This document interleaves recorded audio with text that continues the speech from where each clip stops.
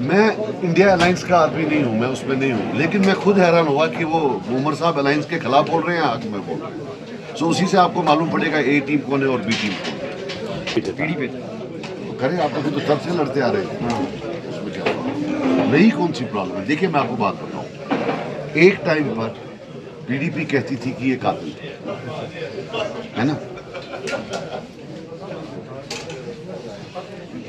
क्या उन्होंने वो इल्जाम वापस लिया? It's a matter of murder, it's a matter of killing thousands of people. Answer is no. ये कहते हैं कि उन्होंने लोगों को अंधा किया, उन्होंने अपने टाइम में मारा।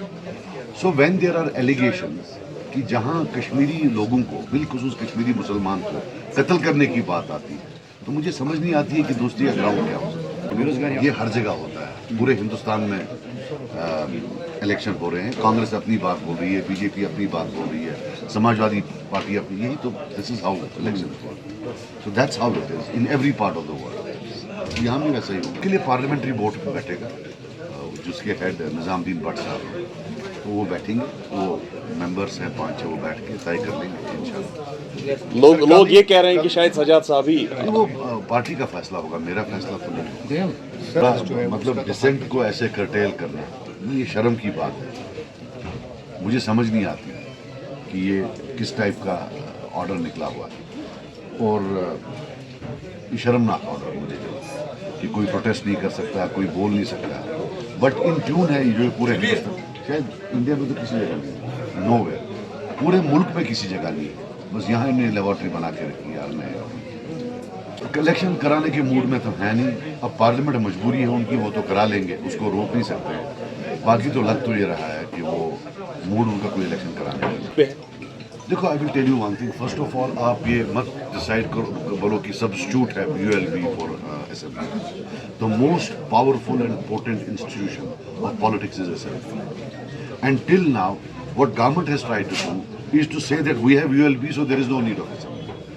So I would still say, while ULB is important, while panchayatis are important, but the pride and identity of Kashmiri politics, J&K politics, lies in its legislative assembly. क्या PhD याद नहीं है कि कौन सी PhD? What PhD?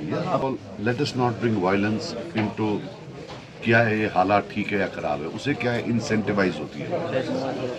Simple and straight forward, जो कल शहीद किया गया पुलिस वाला, उसके घर में 7 बेटियां, पूरी कौम को सोचना है कि ये जो ये सेंसलेस किलिंग जो ये टेररिस्ट करते हैं, इससे निकलता क्या है। I think we should not involve violence with politics and unequivocally condemn it.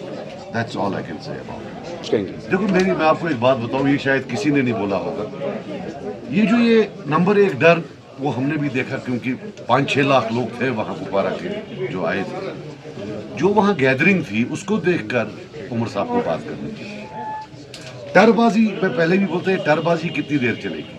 अभी जो करगिल का मामला है, मैं बहुत खुश हुआ कि वहाँ कांग्रेस और एनसी ने जीता, लेकिन एक चीज है, जिस बीजेपी ने एक 90% मुस्लिम डोमिनेटेड एरिया में 1000 वोट लिया था, आज उसने 10,000 लिया। It's a loss, it's not a defeat. It's a defeat, not a loss, कि एक मुस्लिम डोमिनेटेड एरिया में बीजेपी ने 1000 से 10,000 वोट्स लिए। So do you call that as a gain or a loss?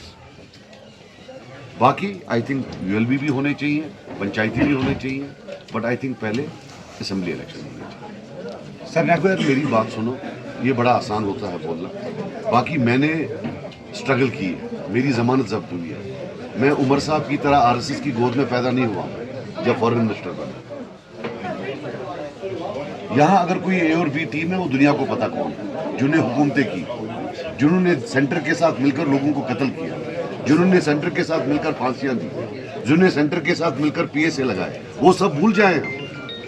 हर गांव में कोई ऐसा गांव है जहां एक कब्र कम से कम हो नहीं जहां नेशनल कॉन्फ्रेंस के हाथों उसको कत्ल किया गया, उन सबको भूल जाएं और अभी मान लें कि ये किसी को ए या बी बोले। मुझे जो है, हमने जेल देखा, इंट्रागेशन देखा, मैं पप्पू नहीं हूं, मुझे मालूम है जब पुलिस वाला मारता है कितनी लगती है। दिल्ली जाकर तो ये कहते हैं सेपरेटिस्ट है। तो अगर कोई है यहाँ बीजेपी को यहाँ लाने वाला, वो नेशनल कॉन्फ्रेंस, जिन्होंने उनके साथ अलायंस किया तब जब कोई सोच भी नहीं सकता। मैं कहता हूं कि हर एक लड़ना चाहिए, आज़ादी होनी चाहिए हर एक। तो मैंने आपको बता दिया कि जो है कोई भी वो लड़ना चाहिए। मीरवाइज साहब को के ऊपर कोई पाबंदी नहीं लगानी चाहिए। I always believe he is a very moderate person और बहुत और उनकी एक पोजीशन है religious authorities, we should have to respect.